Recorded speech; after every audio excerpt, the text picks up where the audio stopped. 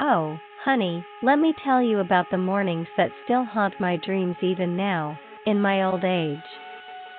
I'd wake up just as the first light peeked through the curtains, and there he'd be, my husband of 40 years, standing silent as a ghost right beside my bed, his eyes fixed on me like I was some puzzle he couldn't solve.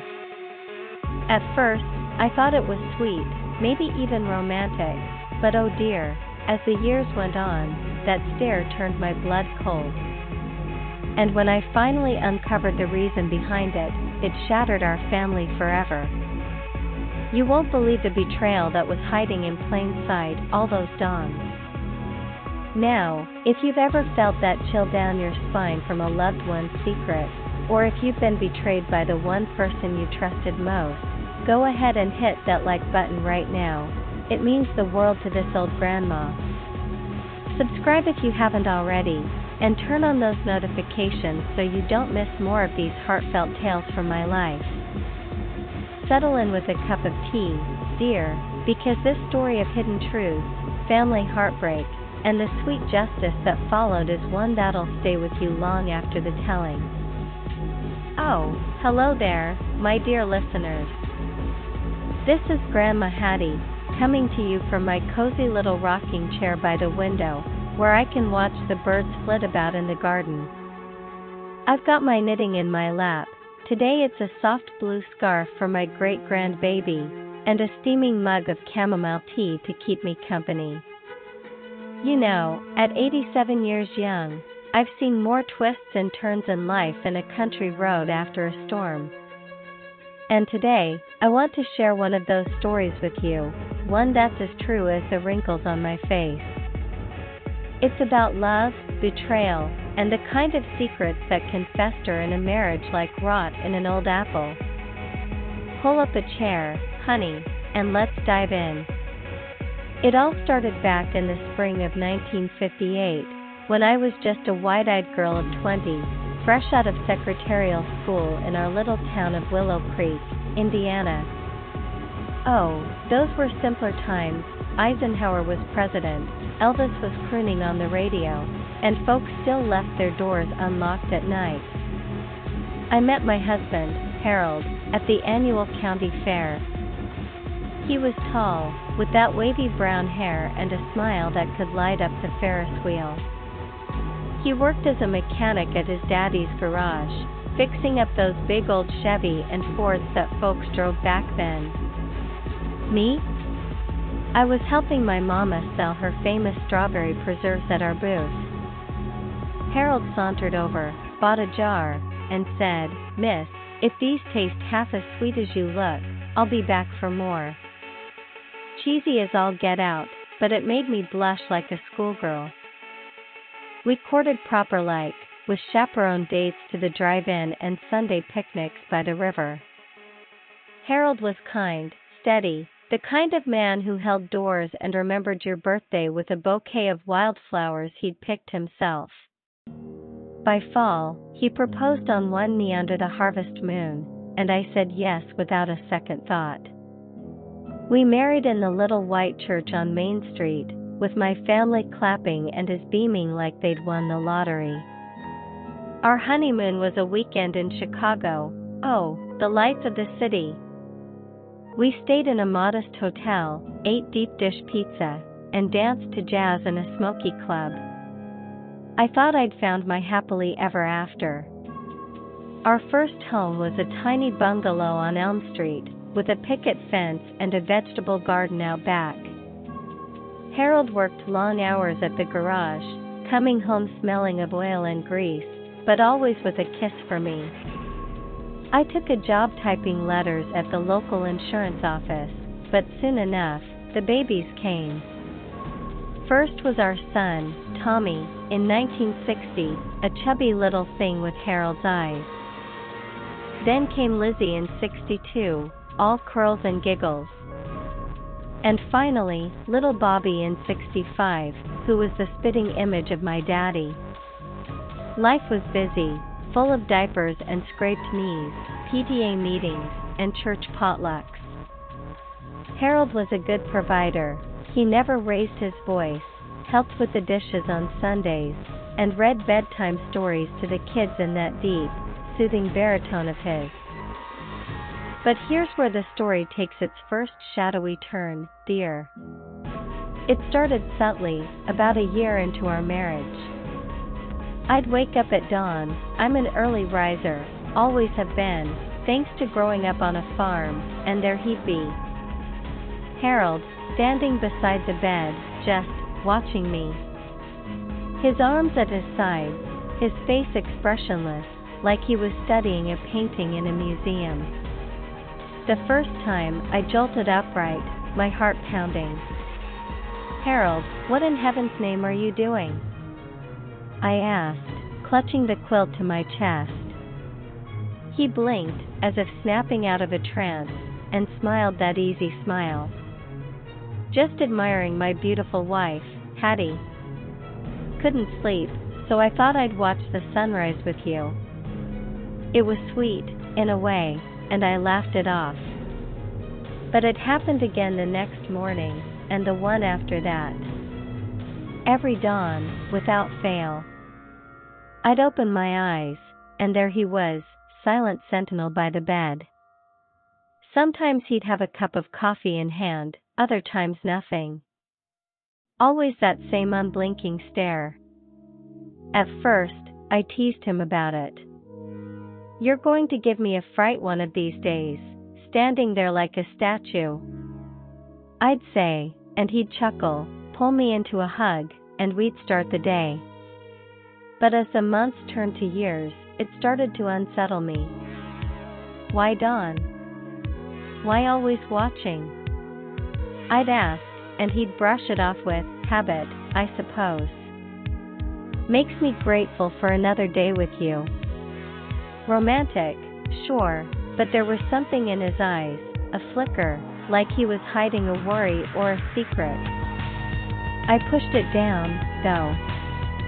Marriage isn't perfect, and we had our joys, family vacations to the lake, where the kids splashed in the water and Harold grilled burgers, Christmas mornings with stockings stuffed full, anniversaries celebrated with a quiet dinner at the Italian place downtown. The kids grew up under that roof, oblivious to Daddy's odd morning ritual. Tommy was the serious one, always tinkering with cars like his pa Lizzie, my firecracker, dreamed of being a teacher and married young to a nice boy named Mark from the next town over. Bobby, oh Bobby, he was the dreamer, always sketching or playing guitar, but he struggled in school and ended up working odd jobs. Harold was proud of them all, in his quiet way. He'd take Tommy to the garage on weekends, teaching him the trade. For Lizzie's wedding in '83, he walked her down the aisle with tears in his eyes. And when Bobby hit a rough patch in his 20s, lost a job, got into some debt, Harold bailed him out without a word of complaint. But the watching never stopped. Through pregnancies, when I'd wake nauseous and find him there, through illnesses, like the time I had pneumonia in '72 and he'd stand watching even as I coughed, through arguments, those rare but heated ones over money or the kids. Always at dawn. I'd lie awake sometimes, pretending to sleep, just to see if he'd approach. And he would, soft footsteps on the creaky floorboards, then silence as he positioned himself beside the bed. I could feel his gaze, like a weight on my chest. By the time we hit our silver anniversary in '83, I'd grown used to it, in a numb sort of way. Our life was comfortable. Harold had taken over the garage after his daddy passed, and business was steady. We bought a bigger house on Maple Lane, with a wraparound porch where I'd sit shelling peas in the evenings. The grandkids started coming. Lizzie had 2 girls, Emma and Sophie. Tommy married a sweet gal named Carla and they had a boy, little Harold Jr. Bobby, well, he was still finding his way, but he visited often. Yet, cracks were forming. Harold grew more distant in other ways. He'd spend hours in his study, poring over old photo albums or writing in a leather-bound journal he kept locked in his desk. I'd catch him staring out the window at nothing, a faraway look in his eyes. And the watching, it intensified. Sometimes he'd whisper something under his breath while he stood there, words I couldn't quite catch, like forgive me or not yet. It chilled me to the bone. One night in '85, after a particularly bad storm that knocked out the power, I confronted him. We were sitting by candlelight in the kitchen, the wind howling outside. Harold, why do you do it? Every morning, watching me like that. It's not normal, and it's scaring me. He set down his coffee mug, his hands trembling slightly. Hattie, my love, it's nothing. Just an old man's quirk. I worry about you, that's all. But his voice cracked, and for the first time, I saw fear in those eyes, real, raw fear. I let it go, but doubt seated in my heart. Around then, other odd things happened. Harold started receiving letters, plain envelopes with no return address, postmarked from Chicago. He'd read them in private, then burn them in the fireplace. Once, I found a scrap in the ashes. Time is running out. She deserves to know. My mind raced. An affair? A debt? I searched his study when he was at work, but found nothing but that locked journal. I even considered picking the lock, but oh, honey, I couldn't bring myself to betray his trust like that. Not yet. The family noticed Harold's changes too.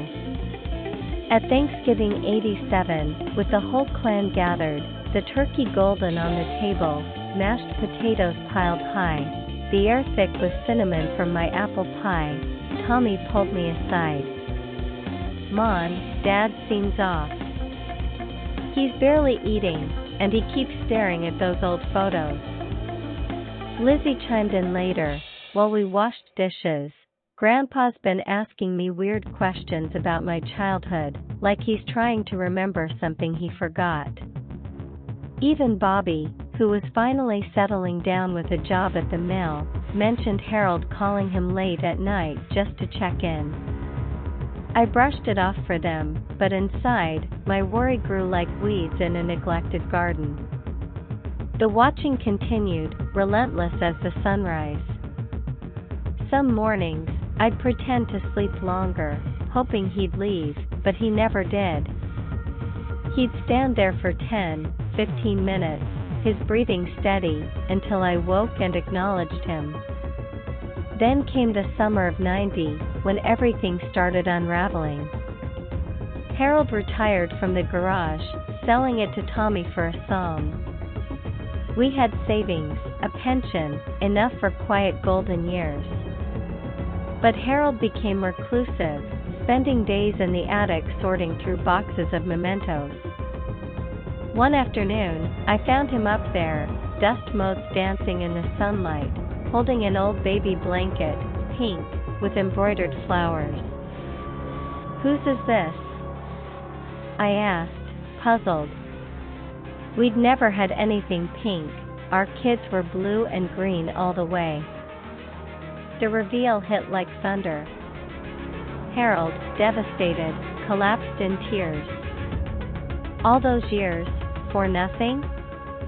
Justice came swift. We pressed charges, extortion, fraud. Maria was arrested in Chicago. Lizzie attended the hearing, glaring daggers. Harold testified, voice shaking, but firm. Our family? Fractured, but mending. Therapy sessions, tearful talks around the kitchen table. Harold begged forgiveness, I granted it, slowly. But trust? earned anew each day. He stopped the watching. Dawns became peaceful, just birdsong and sunlight. Years passed. Kids forgave, grandkids grew. Harold passed in 2015, peacefully in his sleep, not at dawn. I miss him, quirks and all. And that's the story, honey. Family secrets can destroy, but truth heals. Cherish your loved ones, but keep your eyes open. Trust must be earned, every day. Now, if this touched your heart, share your own stories in the comments. Until next time, this is Grandma Hattie, signing off with love.